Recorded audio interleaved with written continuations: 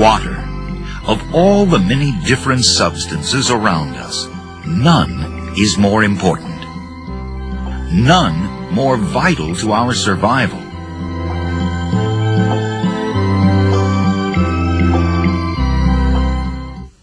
Without water, there can be no life. No farms on which to grow our food. No cities or towns. No anything, in fact, but the bare base rock from which our planet is made. At first glance, it might seem that when it comes to water, we're in great shape, that there's more than enough to meet our many needs for it. Seen from space, the Earth looks to be awash with water, which, in fact, it is, with more than 70% of its surface covered with oceans, seas, lakes, bays, and other such bodies of water.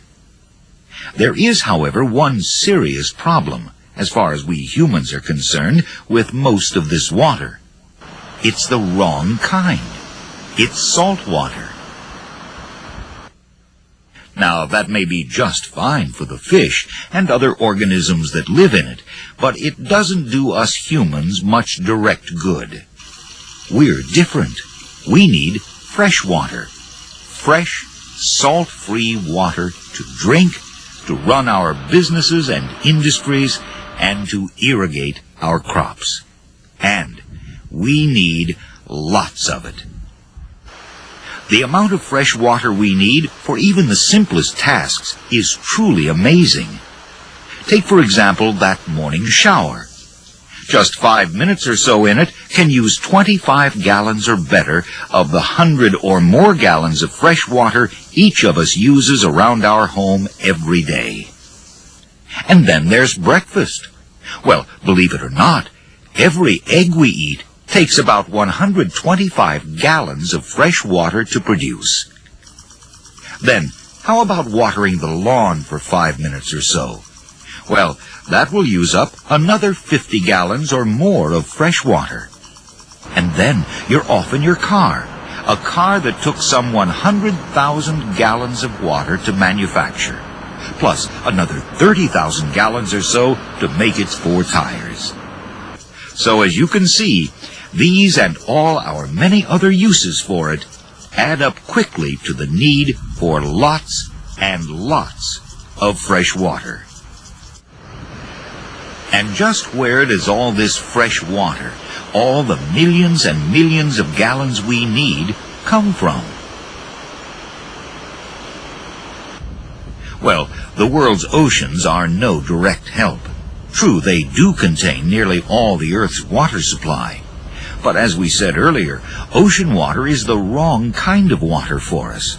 It's salt water, water we can't drink, water we can't use to irrigate our crops.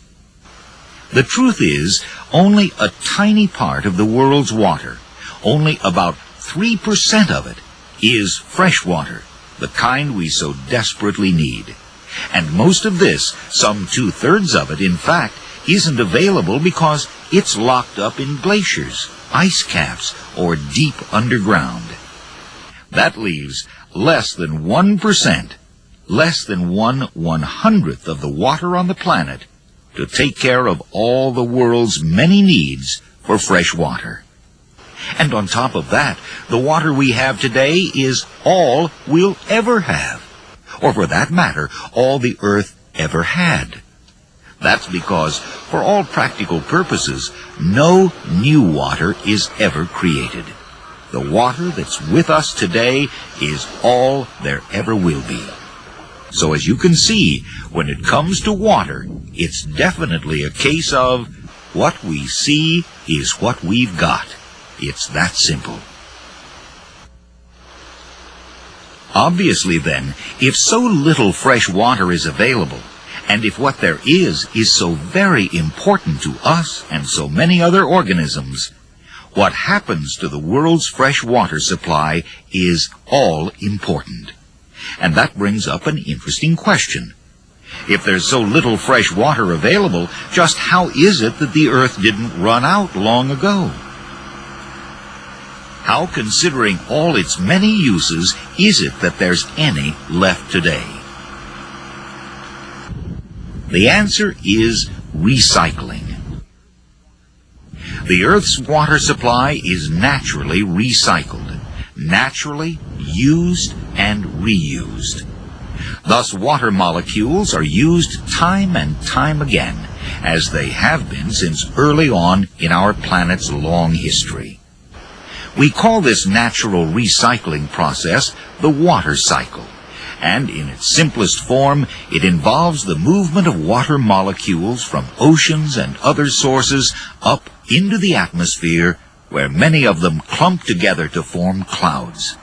Later, these water molecules fall back to Earth as rain, snow, or some other precipitation. Finally, they flow into streams and rivers for their return trip to the ocean where the cycle began and will begin again.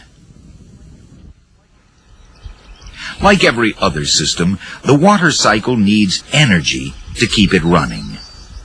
This energy comes from the sun. The sun's energy warms the Earth's oceans, rivers, lakes, and other waters. It's this solar heating that causes water molecules in the form of invisible water vapor to evaporate up into the atmosphere. This sun-powered evaporation also works as a natural distillation process, leaving the salts in the ocean water behind, thus replenishing the world's fresh water supply.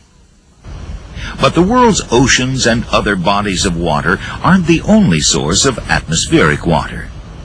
Evaporation from wet soil also adds water to the atmosphere, as do plants. Plants take in water from the soil in which they grow. Later, some of it, in the form of water vapor, passes out of the plants through tiny holes in their leaves. Called transpiration, this process adds huge amounts of water to the atmosphere. Trees, for example, can give off hundreds of gallons of water a day. But if you think that's a lot, here's a source of far more. A cornfield. Believe it or not, an acre of corn can pump 4,000 or more gallons of water a day up into the atmosphere. So far, we've examined the water cycle's upside, the evaporation that takes place from oceans and other bodies of water, and transpiration from plants. But as we all know, what goes up comes back down. This return trip begins as clouds form when the water vapor in the atmosphere cools and condenses into tiny drops of liquid water. Over time, this falls back to Earth as rain or some other precipitation. Most of it falls into the world's oceans, rivers, lakes, and other such bodies of water. The rest falls on land. Some of this then immediately evaporates back up into the atmosphere. Much of the rest runs into streams and rivers, after time flowing back to the sea. Other precipitation soaks into the ground and becomes part of the groundwater supply. Eventually, much of this seeps underground into streams and rivers, thus joining them for their return trip to the sea. With this return to the ocean, the water cycle, that never-ending circulation of the Earth's water supply, is complete and ready to begin again, as it always has and always will.